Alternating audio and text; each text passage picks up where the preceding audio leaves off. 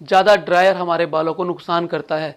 ये बालों के नेचुरल फ्लोरा फोना को ख़राब करता है। हमारे बालों की क्यूटिकल से फालतू का ऑयल और फालतू का पानी निकाल कर उसे ड्राई कर देता है। इसलिए ज़्यादा ड्राइंग से हमेशा बचना चाहिए। परमिंग रिबॉन्डिंग जैसे प्रोसीजर में बहुत सारे केमिकल्स का इस्तेमाल होता है। ये केमिकल्स हमारे बालों की क्यूटिकल को और कोर्टेक्स को दोनों को खराब कर देते हैं, जिसकी वजह से सीबेशियस ग्लैंड्स पर भी असर पड़ता है। बालों के अंदर सीबम कम बनता है, बाल ड्राई हो जाते हैं।